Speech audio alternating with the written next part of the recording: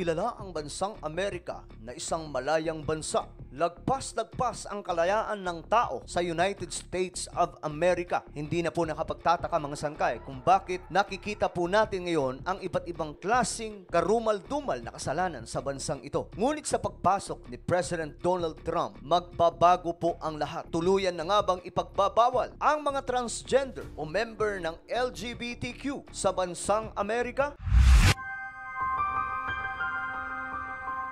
Hello, what's up mga sangkay? This is me. I'm back for another vlog today. Nakapupulutan po ng kaalaman at aral. Huwag niyo pong kalilimutan na i-subscribe yung ating YouTube channel, i-click ang bell at i-click niyo po yung all. At sa mga nanonood po sa Facebook, i-follow niyo po yung ating Facebook page. So today mga sangkay, pag-uusapan po natin ang matunog na balita ngayon sa buong mundo. Ipagbabawal na ba ng bansang Amerika ang mga taong may kalituhan sa kanilang gender?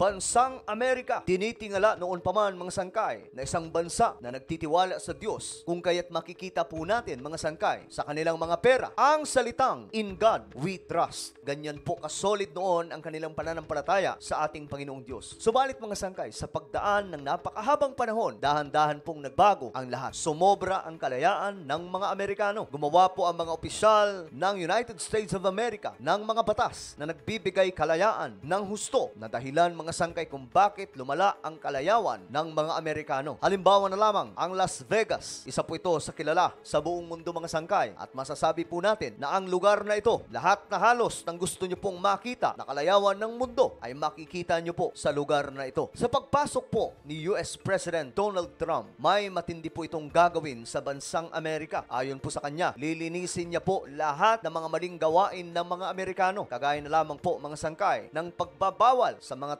transgender o member ng LGBTQ. Sa mga gawaing ang tanging nakakagawa lamang mga sangkay ay ang mga lalaki at tunay na babae. Naging very vocal dito si President Donald Trump noon pa man mga sangkay sa kanyang pangangampanya. Talagang sinasabi po niya at pinagdidiinan na tatanggalin niya po ang lahat ng probisyon na ibinigay ng Democrats Party sa LGBTQ. Medyo mabigat po itong desisyon mula sa isang presidente ng bansang Amerika. Marami po ang naiinis kay Donald Trump, lalong-lalo na po ang LGBTQ community. Dahil para sa kanila, ito po ay pagtatanggal sa kanilang kalayaan na magdesisyon kung ano nga ba ang pagkakilala nila sa kanilang gender. Ngunit mga sangkay, desidido po dito si Donald Trump na ayusin ang kanilang bansa. Lalong-lalo na po ang tinatawag niya na evil works na nananalaytay daw po ngayon sa US. At kanyang pinaniniwalaan mga sangkay na ito daw po ang dahilan kung bakit ang Amerika ay bumabagsak ng bumabagsak. Isa po sa mga slogan na madalas po na sinasabi ni Donald Trump na gagawin niya muling dakila ang bansang Amerika na isang matatag na bansa na may pananalig sa Diyos. At ngayon mga sangkay, isa pong balita ang lumabas. Ayon po sa report, US House passes bill banning transgender students from women's sports. Para po sa inyong kaalaman, ang partido po na supermajority sa pamahalaan ng Amerika ay ang Republican, which is ito po ang partido ni Donald Trump. Sila po ang nanalo sa nakaraang halalan lamang. Ang Republican mga sangkay ay ibang-iba po sa Democrats Party. Ang Democrats Party mga sangkay, sila po ang nagpauso ng sobrang kalayawan sa bansang Amerika. Samantalang ang Republican, ito naman po ang grupong nais na maibalik ang United States of America sa paanan ng ating Panginoong Diyos. Kung kaya't mga sangkay, ayon po sa report, may ipinasa daw pong batas ang Republican-led US House of Representatives restricting transgender athletes from participating in girls and women's sports. Pagbabawalan na daw po mga sangkay ang mga lalaking umaastang mga babae sa mga palarong pambabae lamang. Nakaraan lamang mga sangkay na issue po sa international sa isang boxing ang pagkapanalo daw po ng isang transgender laban po sa isang tunay na babae. Masyado pong naging matunog ang usapin yan at nagkaroon pa nga po ng iba't ibang mga debate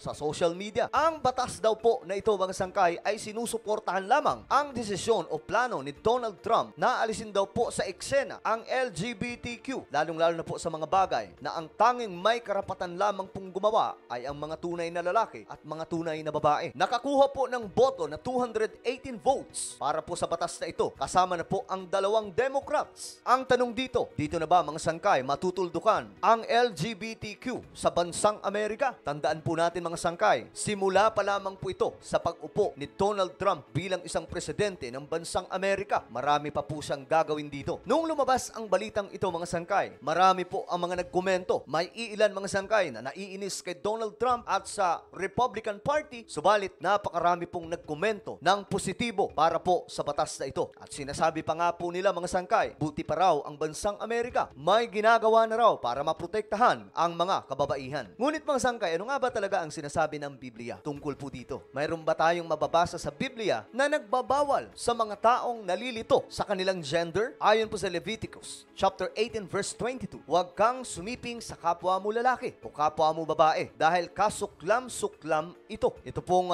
bersikulo ay mula po sa Old Testament. Noong mga panahong iyon mga sangkay, talagang napaka-istrikto ng batas. Kung kaya't noon mga sangkay, wala pong gumagawa ng kagaya ng ginagawa ngayon na sobrang kalayaan na mismo ang tao ay nalilito na kung ano po ang kanyang totoong gender. Samantalang kung babalikan po natin ang kasaysayan ng mundo mula nung likhain ng ating Panginoong Diyos, ang tao, dalawa lamang po ang kanyang nilikha. Ito po ay ang lalaki at babae na si Adam and Eve. Mga sangkay, para lamang po sa kaliwanagan ng lahat. Mahal po natin ang lahat ng tao. Kasama po dito ang mga members ng LGBTQ. Sila man po ay may karapatan na maligtas at malaman ang katotohanan. Sila rin po ay mahal ng ating Panginoong Diyos. Wala pong paghuhusga dapat para sa kanila. Subalit mga sangkay, dapat po nilang malaman ang katotohanan mula po sa Biblia upang magkaroon po sila ng kaligtasan. Kagaya ng tinatamasa ngayon ng mga tunay na naglilingkod at mananampalataya sa ating Panginoon. So sa Old Testament pa lamang po, mga sangkay, ay klaro nang ipinagbabawal ito at kinasusuklaman daw po ito ng ating Panginoong Diyos. Ito po yung rason kung bakit ang Sodoma at Gomorra noon tinupok po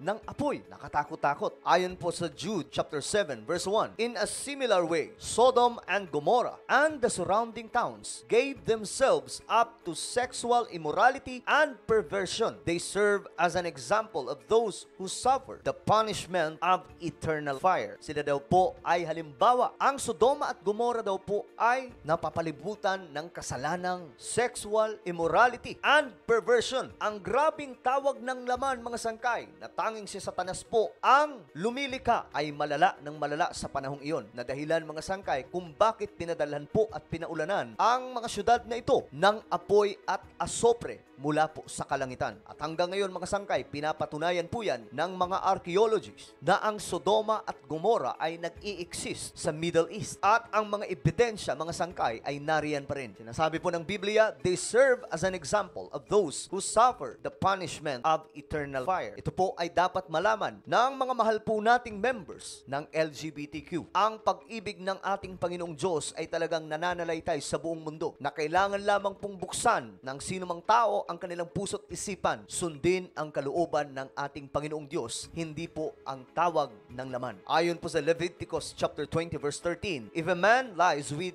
a male as with a woman, both of them have committed an abomination. They shall surely be put to death. Their blood is upon them. Ganyan po kalala mga sangkay noon ang condemnation, na ang ibig sabihin lamang mga sangkay, ayaw ng Panginoong Diyos na maging ganon ang tao. At kung papansinin po natin ngayon mga sangkay, lumalala po ng lumalala ang sitwasyon. Sa New Testament mga sangkay, nabanggit ulit ito. Subalit marami na po dito mga kahalintulad na kasalanan na dapat pong ingatan at maging babala ito sa lahat ng mga mananampalataya. Ayon po sa 1 Corinthians chapter 6 verse 9 hanggang 10, hindi ba ninyo alam na ang mga makasalanan ay walang bahagi sa kaharian ng Diyos? Huwag ninyong dayain ang inyong sarili. Ang mga nakikiapid, sumasamba sa Diyos-Diyosan, nangangalunya, nakikipagtalik sa kapwa lalaki o kapwa babae. Malinaw na malinaw mga sangkay ang salita ng Diyos. Subalit hindi lamang po yan. Ito pa, nagnanakaw, sakim, naglalasing, nanlalait ng kapwa o nandaraya ay walang bahagi sa kaharian ng Diyos. Kung kaya't mga sangkay, wag po tayo maghuhusga. Ipanalangin po natin ang sino mang kilala natin mga sangkay na nakakaranas ng ganitong klaseng kalituhan o kasalanan. Tandaan po natin, maraming mga kasalanan na pwedeng ikapahamak ng kaluluwa ng isang tao. At sa panahon po natin ngayon, nararamdaman na po natin na malapit nang babalik ang ating Panginoon. Nakikita po natin ang grabing katuparan ng mga propesiya na nakasulat sa Biblia. And I hope na maging paalala at maging warning po ito sa lahat ng makakapanood na may oras pa para manumbalik sa kalooban ng ating Panginoon at maging tapat. Ano po ang inyong opinion sa ating napag-usapan ngayon? Just comment down below. Huwag niyo pong kalilimutan na i-subscribe yung ating YouTube channel.